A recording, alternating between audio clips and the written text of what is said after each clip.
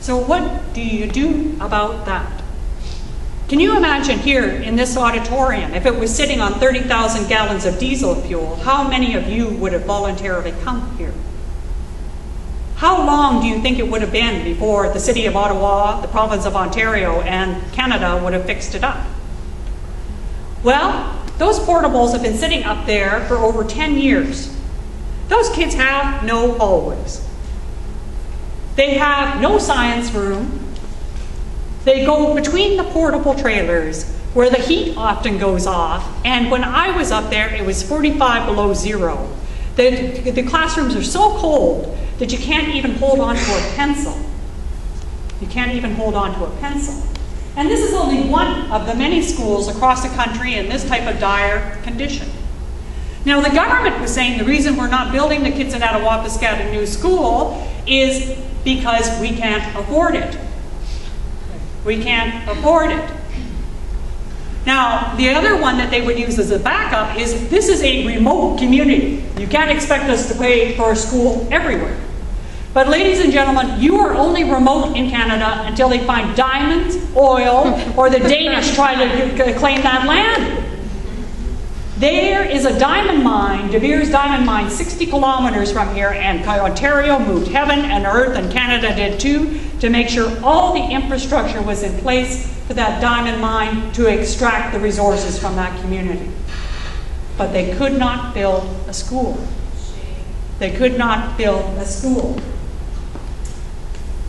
Which brings me to my next hero. You would wonder if you were one of the kids in that school, what would you be doing? Would you just be sitting there waiting for the Minister of Indian Affairs to do the right thing? Well, these kids didn't. They decided they're going to fight back. So this school goes from grade 1 until grade 8. And the grade 8 class every year would organize the younger children to do a peaceful protest. And so you saw some of those signs. And then they started doing something different. They started creating videos and reaching out to non-Aboriginal children all over the country using YouTube and Facebook and getting them to write to the Government of Canada. Youth and children are the best political letter writers. Why is that? If I write a letter, I get this form letter back. Dear Ms. Blackstock, thank you for your letter. It's been brought to the attention of the minister. Yeah, right. But when a 7-year-old writes a letter and says, here is my school, and I don't know why these other kids don't have a school, even our government is too tacky to send them a form letter. So it's like Santa's mailbag over at Indian Affairs with all these letters coming in from the kids of Attawapiskat and their allies in the non-Aboriginal schools. The government of Canada had to hire people to read the letters and then write individual letters back to the kids. So this was starting to get a bit irritating for the government. But it wasn't enough. In the year that Shannon was graduating from grade 8, she had spent her whole school year in those coal portables. They were fundraising for a graduation trip. And I grew up in a remote community. I always call my childhood unincorporated. And so for any of you doing youth things, I just have a bone to pick that it's one of my things that I use every opportunity to do. We from remote communities do not want to go to camp. I do not want anyone to show up to say, take me to camp. I live in camp. And the kids of Attawapiskat were exactly the same way. They wanted to go to Niagara Falls. They want to go to the mall, right? So they had fundraised in their community to make sure they could have this trip. But in the winter, the Minister of Indian Affairs wrote them another letter and said, you know what, we can't afford a new school. So what do? Well, they cancel their grade 8 graduation trip. And they decide that they're going to send 3 young people from the grade 8 class down to meet with Minister Strahl, the then Minister of Indian Affairs, to ask for a new school. Because they cared about their little brothers and sisters, and they didn't want them going to school in these horrible places.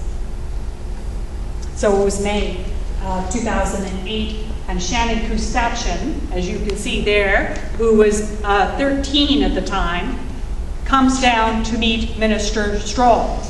And as she said later, in the Globe and Mail, I think he was nervous. And I think she was right.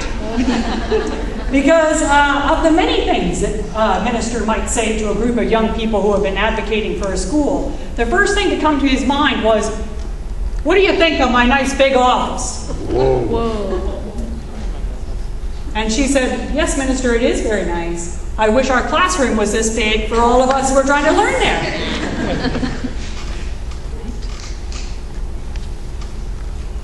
And the minister started to get a little flustered, I think it's fair to say. And he said, I can't give you a new school, I can't afford it. And he walks out of the room. He said, I have another meeting. But Shannon followed him. And she said, I don't believe you. And I am never going to give up. I am never going to give up, minister, because you don't know what it is to walk in our moccasins. And she never did. She wrote this when we nominated her for the International Children's Peace Prize, an award given out by the Nobel laureates, and Shannon Dream was the only Canadian ever nominated and one of only 45 children. And she writes this to the committee about why she does what she does and how she inspires others. She said, of course I'd support others, even though they're non-natives. I would help around and do whatever I can to support. This is why we're made in a circle. One is red, one is yellow, the other is white, and the other is black. We are all the same. We must keep the circle strong. She said the other thing is so that he, and then in brackets, Minister Strong, know that we will not wait another 8 years.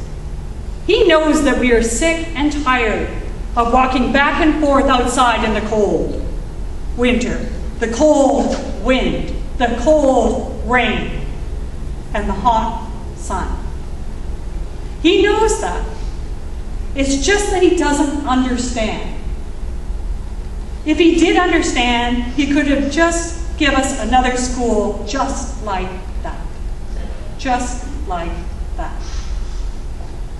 And she said, you know, I would tell them, the other children, not to be afraid, to ignore people who are putting you down, to get up and to tell them what you need. And I would tell them to think about their future and follow their dreams. I would tell them never give up hope. Get up, pick up your books, and in capital letters, go to school. But not in portables. Charlie Angus tells a story of taking Shannon to a rundown non-Aboriginal school. And they were walking down the hallway.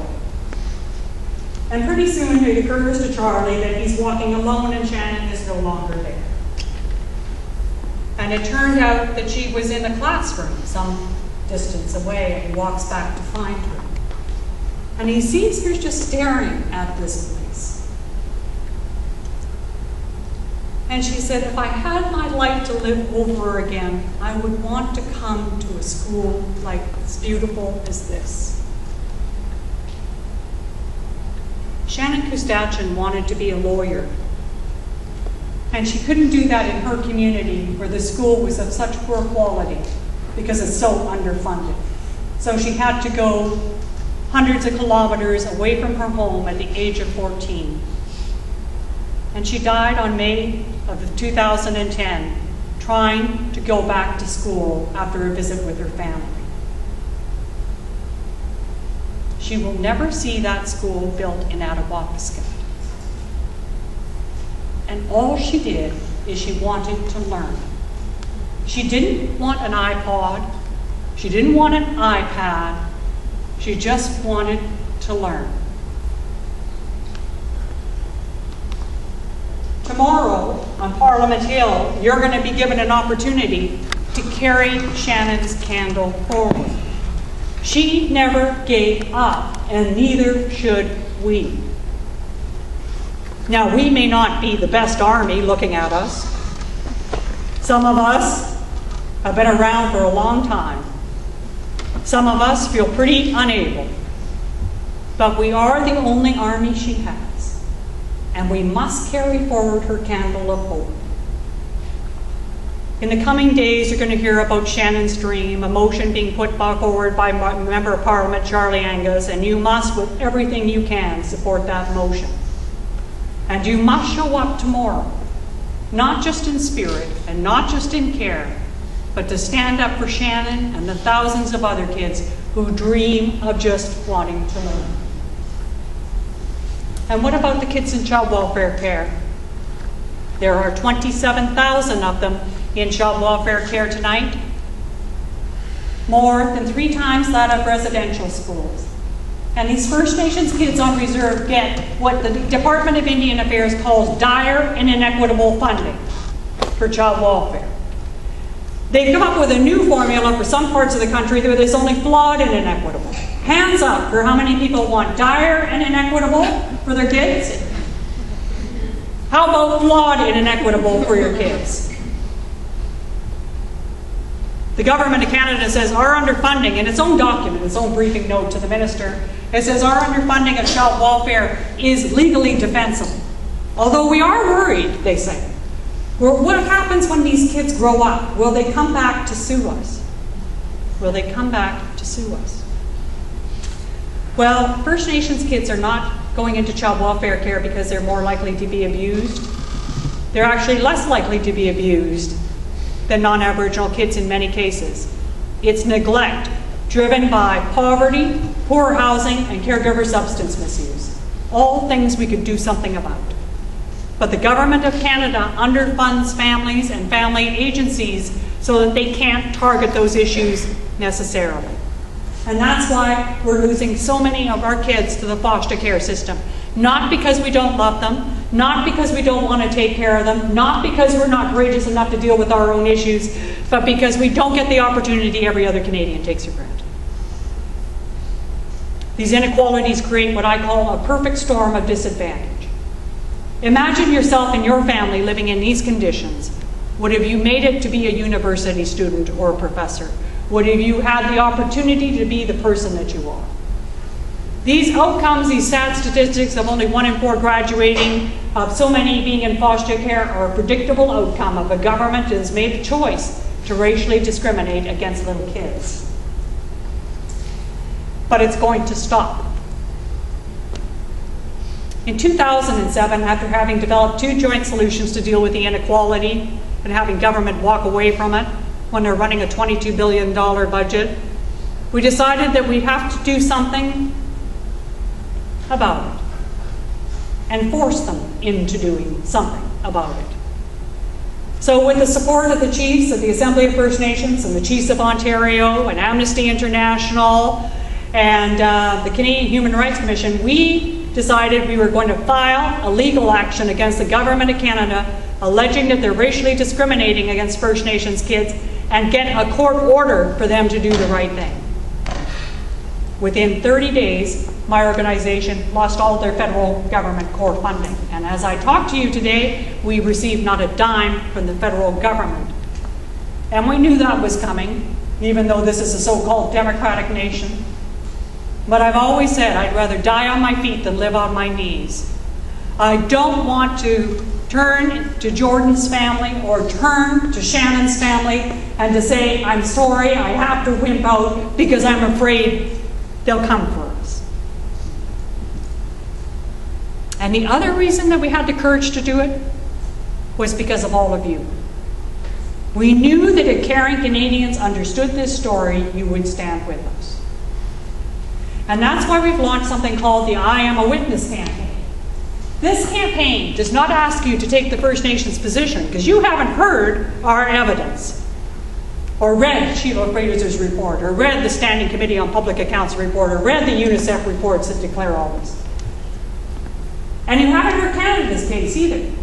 But you should listen carefully to what they say. They're saying, regardless of whether this funding is inequitable, all we do is underfund these agencies. So if there's any discrimination going on, people should go see the agency, not us as the federal government. That's what they're saying, is funding is not a service, so we should not be held accountable for this discrimination.